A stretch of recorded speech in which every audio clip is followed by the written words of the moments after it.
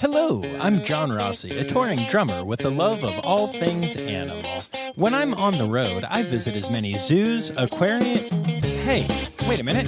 What's going on? Hey, what's going on there? Hello? Hello? Hello? We interrupt your regularly scheduled program to bring you Rossifari Zoo news. News you can use from the world of zoos and conservation. Every week, we bring you breaking news and analysis from around the globe, featuring the animals you love and the people who care for them. And here's your anchorman, John Rossi. Hi, hello, how are you? Welcome back to Rossifari Zoo News, your look at everything going on in the world of zoos, aquariums, conservation, and general animal weirdness.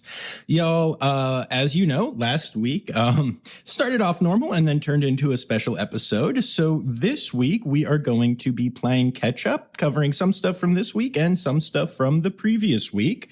And we also have a pretty exciting headline story to share with y'all. So lots of stuff to get to. But before we do, of course, I want to welcome any new listeners and let y'all know that this is Rossifari Zoo News. It is a crowd-sourced zoo news program. So if you happen to see any zoo news stories that you think would be podcast worthy, go ahead and tag me in them on the socials at Rossifari, on TikTok at Rossifari Pod, or you can even email them to me, rossifaripod@gmail.com. And if you do that, I'll say your name at the end of the episode. Exciting times. Before we get to the zoo news, however, a couple of things going on in my world. So as those of you who listen know, I am currently in rehearsals for $1 Million Quartet at Mount Gretna, and it's going to be a fantastic show. So if you happen to be in the Harrisburg or Lancaster area or able to get to central Pennsylvania, I highly recommend that you come and check it out. It's got a great cast, and I'm music directing as well as doing the acting and drumming thing. So it's going really well. Really proud of what we've put together so far, and we'll be going into tech next week. So yay, exciting stuff. And then the other big story in my personal life this week is that I got to go see Jurassic World Rebirth on opening night. Zoe wanted to go, and so she said we're going, and so we went. Now, if you know anything about me, you know that I love the Jurassic Park movies so much. All of them. Like, objectively, the first one is the only one that is a good movie, and the second one's got its moments. And then after that, they all kind of suck. Some people say Jurassic World was good, some don't. But the truth is, they're all pretty terrible movies when you really look at them in terms of, plot, and the science in them is an absolute disaster. This most recent one. Woo, the science, even for a series that is known for having bad science, it has some pretty bad science. But on the flip side of that, there are dinosaurs. And the bad guys are often cartoonishly evil and often get eaten by things like T-Rexes.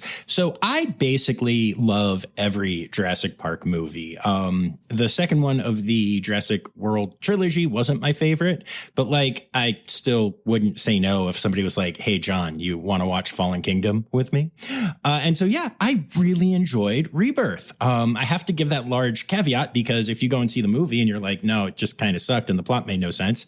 Yeah, you're right. But there was a cameo by an Ankylosaurus, which is my favorite dinosaur. And we got to see a spitter again. And it was really cool. There were dinosaurs, guys. And they did the thing. They ate people and each other. And the effects were really good. And there's a really cute baby dinosaur in it. And it's just...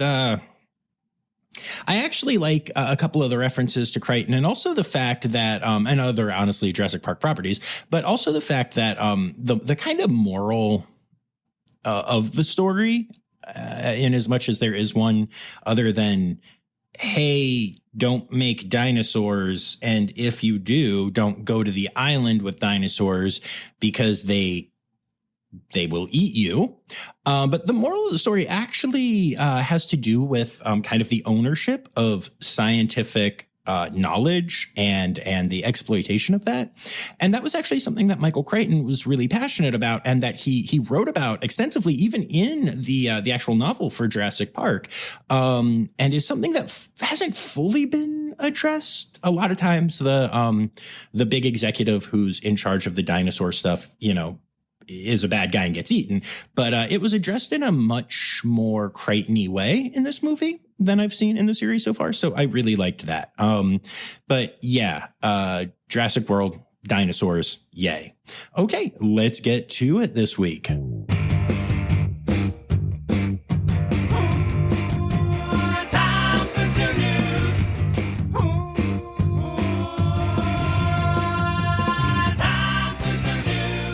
All right, so we're going to start off with a headline story, and it's a follow-up to a story we've talked about on here a couple of times, which, frankly, for the story that it is way too often. But I guess the good thing about this is that things got moving very quickly on this one after over a year of no movement at all. So just a couple weeks ago, word came out that Tanya Peterson, the CEO of the San Francisco Zoo, might be voted out of her position by the board of directors of the zoo. And I was all excited to talk about that this previous episode, but then that became a whole thing. And it turns out I didn't even have to, because Tanya has actually circumvented the process by announcing that she will be retiring from her position in August. Now, I have done multiple long stories about the current leadership situation at the San Francisco Zoo, and I don't want to rehash them here in great detail. But for those of you who don't listen with rapt attention to every single word I say on here and then retain them all with rapturous joy, get out. No, wait, not that. Okay, no, wait. For those people, I will do a quick recap here. And if you want more details, you can get them by listening to the older Zoo News episodes with the rapt attention to every single word that I say that my podcast deserves. You heathens? What was I saying? No, seriously, the truth is I'm trying to bring some levity to a situation that is sorely lacking it. Tanya Peterson has spent an entire year battling allegations of terrible leadership, including cronyism, abuse of power, nepotism, taking improper gifts, ignoring safety concerns, making life hell for some of her staff, and more. The San Francisco Chronicle did an incredible investigation in multiple parts about the topic, talking to former and current keepers, and I was actually able to connect with multiple current keepers myself to get their side of the story as well, which I shared anonymously in previous episodes. After that, more keepers actually reached out to thank me and let me know that even with all the incredibly bad stories being shared by the Chronicle and my podcast, and then eventually other San Fran media, we were still only scratching the surface. Now, I want to make it clear that obviously all of these are unproven allegations. They are not confirmed, but there have been a lot of them. A lot. And in the last few weeks and months, it really seemed like the net was starting to close around Tanya. The city government froze millions of dollars from making their way to the zoo in hopes of getting the zoo to comply with audits of their financials, which the zoo was just not complying with. The board of directors started an investigation and announced a vote on whether or not to remove her from her position. The union at the zoo started complaining about her publicly, and more press took up the challenge of sharing stories of her alleged misdeeds. Although, as I mentioned, that wasn't actually that much of a challenge. So now Tanya is retiring in August. And yeah, part of me is tempted to say, ding dong, the witch is dead, because at the end of the day, that's what really matters for the animals and the staff at the zoo. Bad leadership is such a problem for good zoos. And I've personally seen so many incredible people leave the industry because of one or two bad leaders. Honestly, it sucks, but I have to admit, sometimes I get really frustrated when people get to take the coward's way out. Peterson is retiring. She'll get any and all benefits that any retiring director of a zoo gets. The board, the same board that was actively investigating her and planning to vote on her removal, instead released a statement praising the good things she did in her tenure as CEO. She is walking away from this disaster financially enriched and without an official blemish on her record, except for the bad press and things that will always be seen as allegations, but it's not concrete. So I'm a little torn on how to feel about this. On one hand, it sucks that she gets to walk away like that. On the other hand, this will hopefully stop the negative press the zoo has gotten over the last year plus. We'll keep bad stories about an accredited facility from spreading further, and we'll get rid of her a lot faster than the legal process would probably have taken, meaning that staff and animals will hopefully be in better situations much sooner than they would have been otherwise. So yeah, overall, I am glad this is happening, but I still wish that there was more comeuppance for her. Actually, as I look back at the allegations against her and the way she is getting off scot-free, it occurs to me that if another zoo or nonprofit won't hire her, she could probably have a heck of a career as a politician, especially on the national stage. And that brings us to our births for the week. And our most exciting birth to announce this week comes from a species we don't talk about a lot on this podcast. See, regular contributor to the show, Kim Cooley-Croninger, has welcomed a baby boy named Lane, and he was born by C-section, and he was born premature. But despite that, baby Lane is doing well and is already listening to Rossifari with Mom. And I also have to point out that having a baby has not slowed Kim down at all, as she's been sending me tons of zoo news stories, like always. So welcome, Lane, and congrats to the whole family.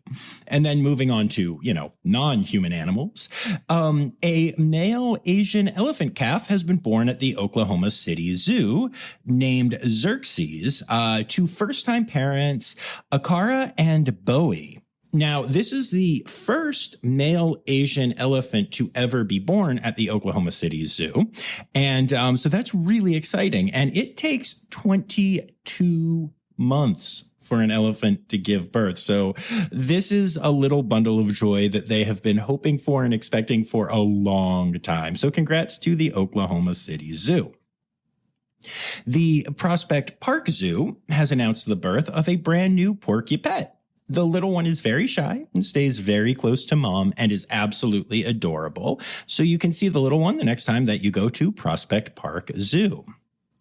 The Los Angeles Zoo has announced the birth of 10 California condor chicks, all of which are candidates for release into the wild. So that's a huge deal. Don't forget, the California condor population took a heck of a hit with bird flu. And so, it's nice to see some rebounding happening there. And hopefully these 10 go on to either have great lives in the wild or become, breeders for future wild releases. Either way, great story. Congrats to the LA Zoo. The Topeka Zoo has welcomed 2 golden lion tamarins to parents Esperta and Chris. Golden lion tamarins cling to their parents as soon as they are born, so they are able to be seen on habitat. You just have to look really closely at Mom in particular, because that's where you're going to find the little ones. This next story isn't maybe the most exciting birth out of them all, but it's my favorite as far as the names are concerned. Zoo Miami has welcomed a warthog named Piggy Sue. The mom is Zoe, and the dad is Bebop Wilson. And Bebop was a warthog in the Teenage Mutant Ninja Turtles comics and cartoons, so I grew up with warthogs named Bebop, so I'm loving all of this. Obviously, I like Zoe's too, I guess. This is actually the first time that Zoe had a baby, and unfortunately, she didn't do the whole parenting thing really well. And as such, Piggy Sue is currently being hand-reared by staff and is going to go on to become an ambassador warthog, which is amazing. So, congrats to the team at Zoo Miami for an awesome birth, a new ambassador, and most importantly, some really great names. The San Diego Zoo has announced the birth of a DeBrazos monkey named Lulua to parents Lily and Augustus. Lulua is also the name of a river in the Congo, which is the native habitat of DeBrazos monkeys, and the little one is apparently a very spunky monkey. And then last but not least in births this week, the Akron Zoo has welcomed a white-cheeked gibbon baby. This is the second baby to parents Parker and Milo. And the first one you may remember was Lolani, who was born there back in 2021. And I got to go and see that little one, and it was very cool. It's been very cool watching Lolani grow up with Parker and Milo. And now there's another one. So right now the family is together, and Parker is doing an incredible job taking care of the little one. Milo and Lolani are staying back at Parker's request. She's not quite ready to share with the rest of the family yet, but it's very cool, very exciting times. Yay, Akron Zoo. And that brings us to our deaths for the week. We start off by saying goodbye to CJ, a 4-year-old red panda who lived at Sedgwick County Zoo. I don't have a lot of info on this one. CJ got sick. Testing was inconclusive with the zoo vets, so they took CJ to an external vet hospital to see what was going on, and testing there was also inconclusive. They did come up with a treatment plan to try to figure out how to make things better. But unfortunately, CJ passed away. And so they did a necropsy, which was also inconclusive, at least so far. Sometimes the tests take a lot longer to come back, but the early necropsy results are inconclusive. So hopefully they'll find out what happened. Obviously, losing a 4-year-old panda is really tough and shocking for the team. So just have to send all my love. And I hope that they get some answers and some closure. At Buttonwood Park Zoo, they recently had to say goodbye to Riley, a 16-year-old male cougar. Now, Riley at 16 was the second oldest male cougar in the AZA, who arrived at the zoo after being deemed non-releasable. Riley was struggling with kidney disease all the way back in early 2023, but medical management did help until this time. So pretty amazing what they were able to do for him and keep him going and healthy and living a good life. Gonna miss that guy. He was a very cool cougar. The Kansas City Zoo and Aquarium has said goodbye to Skokie, a 15-year-old North American river otter with a degenerative osteoarthritis. Now, interestingly enough, while that was the disease that ultimately made his quality of life bad enough that the decision was made to euthanize, he lived a lot longer than you would expect from when he got his osteoarthritis, because the zoo treated with a novel stem cell treatment for many years. And this was revolutionary, and it worked. In fact, it worked so well that even after the arthritis hit, he was doing so well, he was able to father pups, which is absolutely incredible. Unfortunately, after a few years, the stem cell treatment did stop working. And so, like I said, the decision was made to euthanize. But that's just such a great story of how zoos care and how these people care. I love it. I love it so much. And then speaking of incredible stories, Cheyenne Mountain Zoo has said goodbye to Beasler, the oldest Asiatic black bear in human care in the U.S. Beasler was 30 at the time of death. And they gave her a last best day by allowing staff and docents to gather and express gratitude for her. She got a card signed by everyone, and she also received cookies, whipped cream, muffins, and meatballs. And the concept of a last best day is something that Cheyenne Mountain Zoo aims for with all of the animals that they realize that it's time to euthanize. They want to give them that incredible day and give staff, docents, and anyone in the animal's life a chance to say goodbye and have that last wonderful moment, watching the animal just have a great day. I couldn't love that more. I'm so excited to share my upcoming episode from there with y'all. What a great facility. And then moving on from births and deaths, we get to the rest of our zoo news section. All right, so this one is both personal and zoo news. The SAFE Red Panda 3-year plan has officially been accepted. This was actually going to be the headline story until the whole, San Francisco Zoo CEO thing happened, ruining yet another thing, which was my plans to make this a headline plan. I'm just telling you that this is just toxic situation, but it's coming to an end. But, not toxic is the fact that the SAFE Red Panda plan has been approved.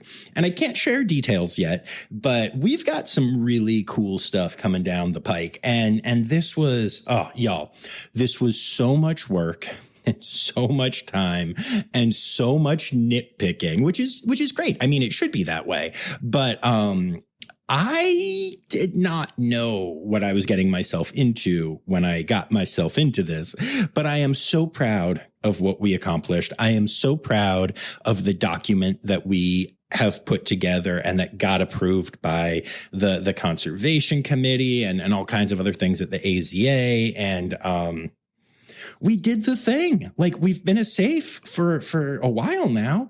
But now we're safe with a 3-year plan and we can start doing things. And this is such a big deal. And I'm so excited about it. I cannot wait to share more of this with y'all.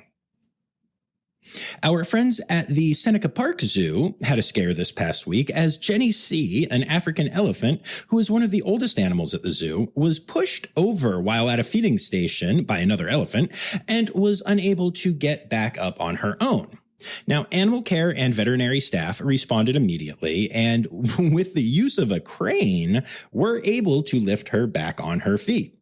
Jenny is in stable condition and is under close examination.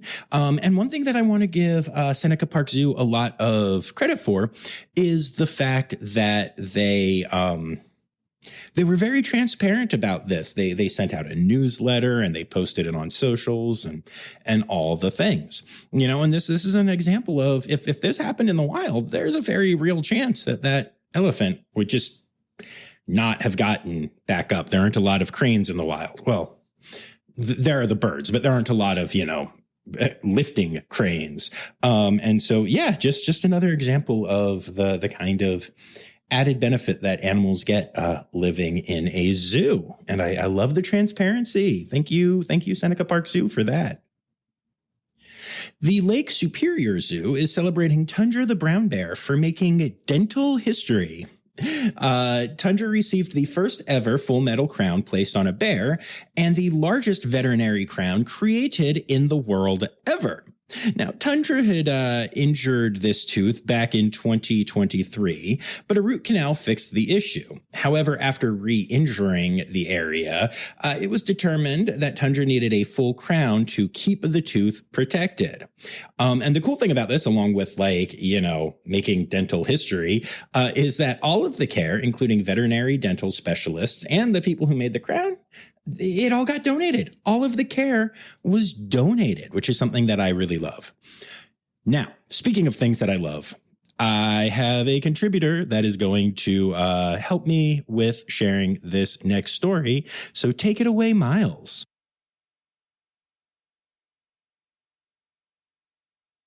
Did you know at San Diego Zoo Safari Park, researchers are starting to track red diamond rattlesnakes with some pieces of wearable technology. First, they use a little glue to attach a small-sized, long-distance radio transmitter to the snake's rattle. This will track the animal's location. Next, using an adhesive tape, they place an accelerometer. I probably said that wrong. Accelerometer, but, go ahead. On the snake's back to monitor the reptile's direction and speed. These devices together will provide a bunch of information of how the snakes and where the snakes travel. This will help scientists learn how to protect the creatures in the future that'll leave them, less dead. So, there's some animal news for y'all. Hope you enjoy it, and keep on working, scientists, for the sake of, the snakes. Okay. Think I'm done. That just really left me rattled. Oh wait, still rolling. Yeah, he's my kid.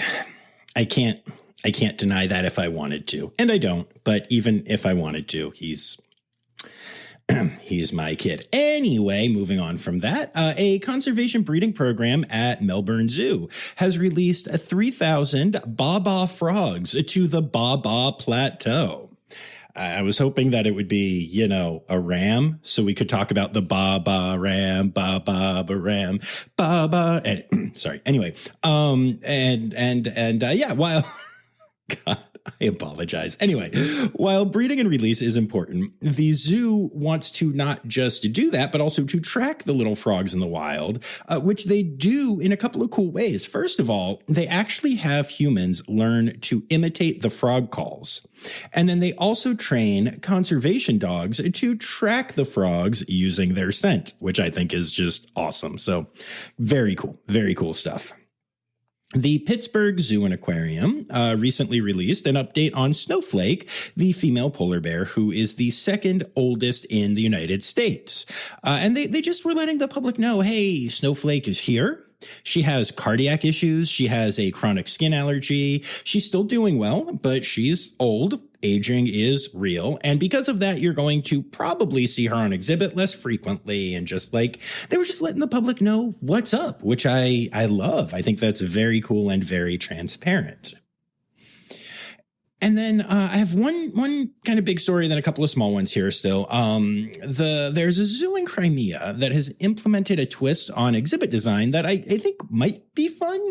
I don't know. I'm kind of curious to hear your takes on this one. So the habitats have areas that have tiny models of buildings and landmarks that make the animals appear huge, kind of like large kaiju compared to the small model areas around them. And I do think that is a fun and interesting concept. Sadly, as I was looking into this, I couldn't get as much info about the habitats as I would have liked. So, I don't know if these are just small parts of the habitat. So I don't know if the animals in question are actually able to have, what they need in a naturalistic habitat and then also have this situation.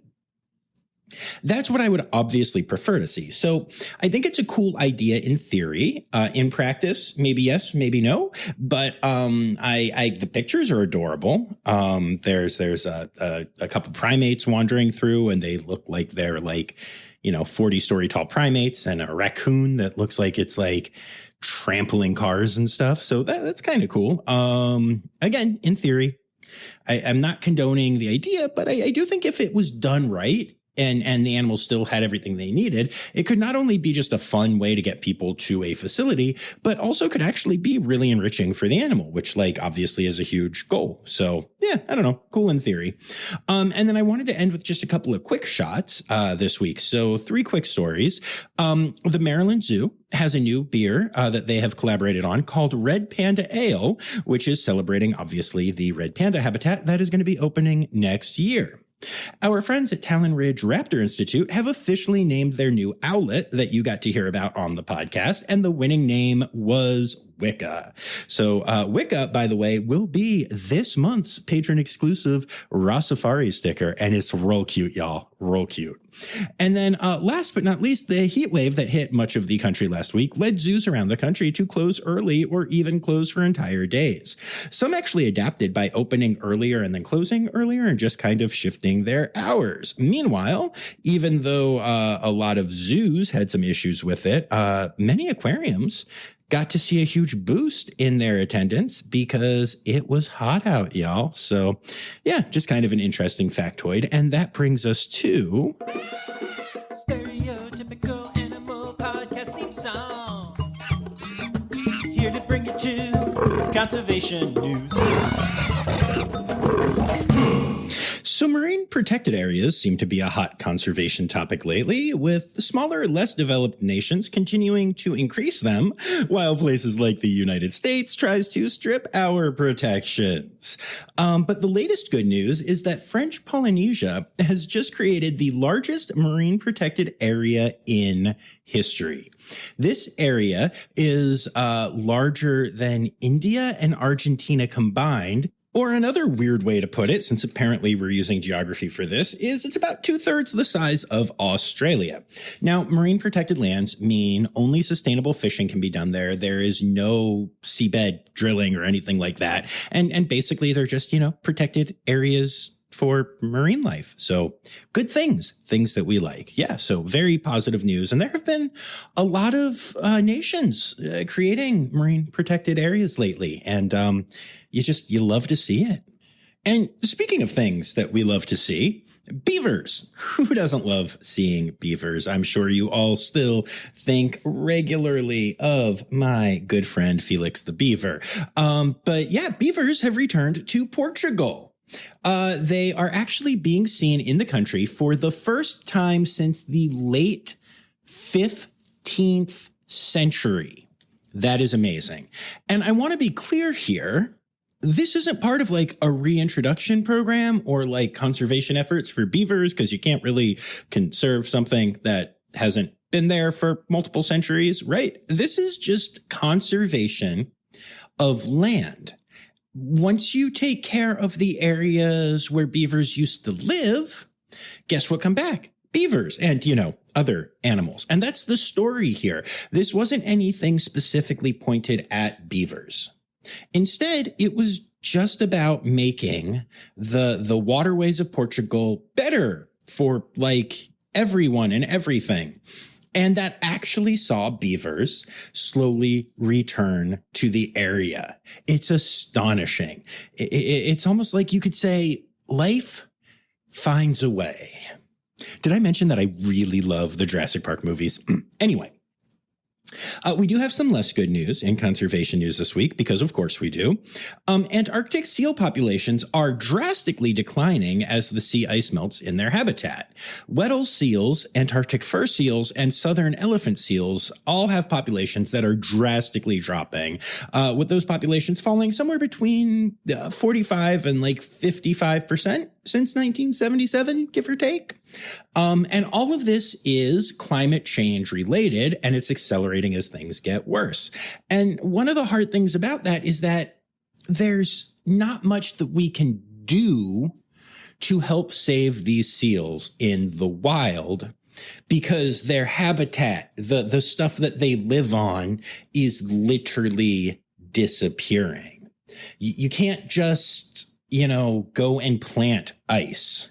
Right? Like when it comes to bringing beavers back to Portugal, you can just fix up the areas that they were from. Again, that wasn't the goal, but that's the idea, right? Or if we want to make sure that red pandas are continuing to traverse areas of Nepal that they need to be in or should be in or whatever, we can plant trees. Red Panda Network plants tens of thousands of trees every year in the hopes of growing that environment back. You can't grow sea ice back by going with a sea seed or an ice seed and planting it. And right, you need to actually fix the climate change issue. And unfortunately, that's just something we're constantly going 2 steps forward, 3 steps back on. It's a real issue. So yeah, not the best news for the seals in the Antarctic region. Hopefully we as a species wake up and pull our heads out of our butts, because at this point, that's going to be the only thing that saves these incredible galumphing animals. But hey, back to happy news. The Siletz tribe will reintroduce sea otters to the Oregon coast. It's going to be the first time they've been there for over 100 years. But yeah, they received a $1.56 million grant last year. And the tribe is partnering with other tribes as well as nonprofits to bring the animals back to the Oregon coast. So pretty exciting news, and hopefully that reintroduction program goes well. And then last but not least in conservation news, over the years, many the friends and listeners have sent me photos or videos of a hotel in China that offered red panda encounters, specifically red panda wake-up calls. And in this case, I do mean that literally. I don't mean a wake-up call about like the plight of the red panda. I mean, you go to sleep, somebody brings a red panda to your room to wake you up, dropping them on the bed, and you can like cuddle them and stuff. And like, look, I'm not going to lie to y'all. There was a very, very, very, very, very, very, very, very tiny, infinitesimal, small part of me that would see that and be like, oh, yes, I would like to go to there. I would actually like to live there.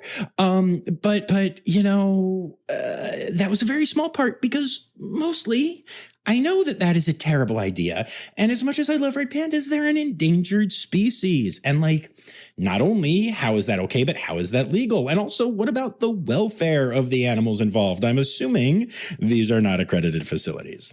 These, you know, hotels that do red panda wake-up calls.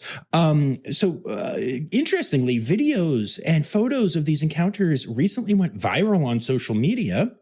And now the Chinese government is cracking down on the hotel in question. Turns out that all of my thoughts about, oh, how is this okay? It's not. It's not, which makes sense. So glad to hear that the government is involved and hopefully these pandas are taken care of. And yeah, so it's also nice, frankly, to see some good coming out of social media. It's time for other news. It's time for other news. Hey, now, right now, it's time. It's time for other news.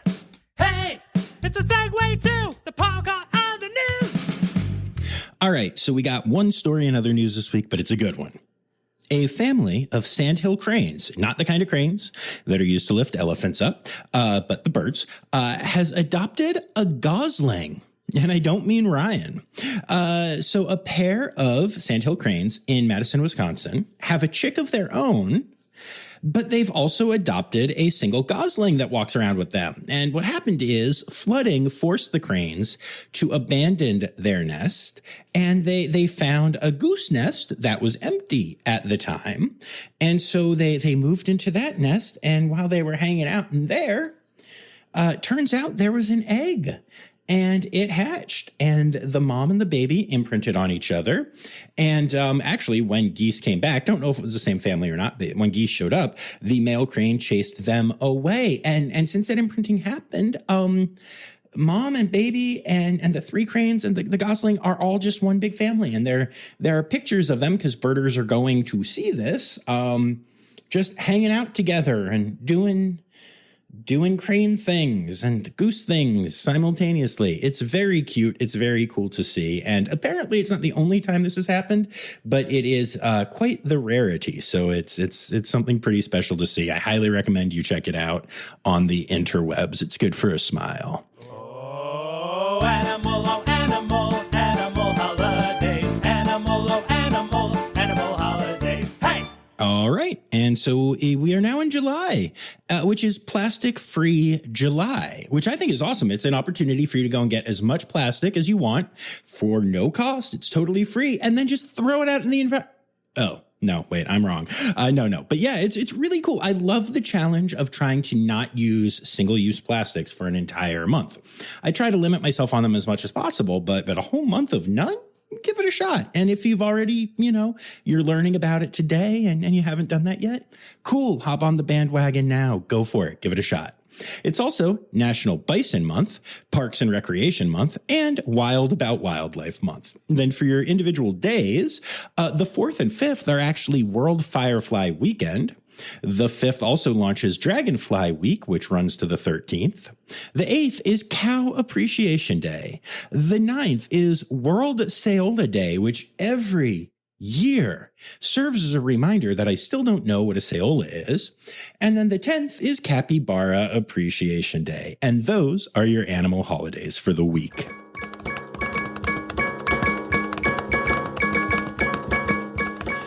All All right, so there you go. Another episode of Zoo News is in the books. I'd like to take a moment to say thank you to my Red Panda level patrons, Dr. Laura Shank, Dr. Stephen Williamson, Barbara Bennett, Jenny Owens, Melissa Reed, Carrie Kirkpatrick, John Lewis, who is also here for stickers, including an upcoming Wicca sticker, and Kevin Williams. I'd also like to say thank you to everyone who contributed to this week's episode. Anya Keene, Colleen Linehan, Kim Cooley-Croninger, Carrie Kirkpatrick, Kevin Williams, Emily Rockbuck, Anna McEachran, Elizabeth Charles, Maddie Pats, Jacob Zinn, Marianne Rossi, Ken Tryon, Dr. Laura Shank, Melissa Reed, Ali Malensky, Kay Malensky,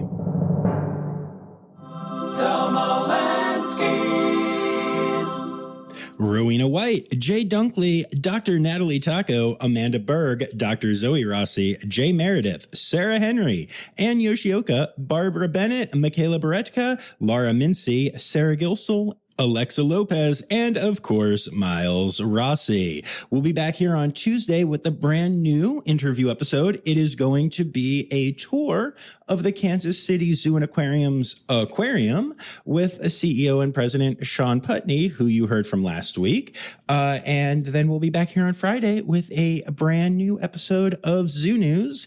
So until then, I hope you all have a good week and are enjoying the nicer weather in the parts of the world where it's nicer.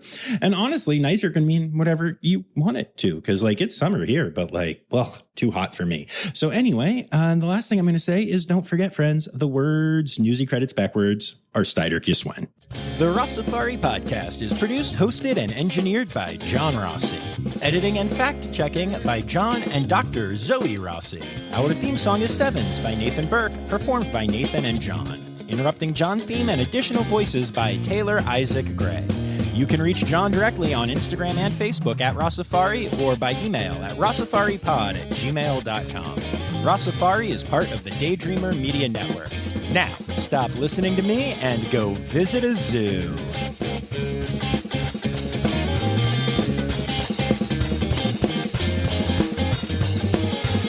Alexa Lopez? Alexa? Seriously?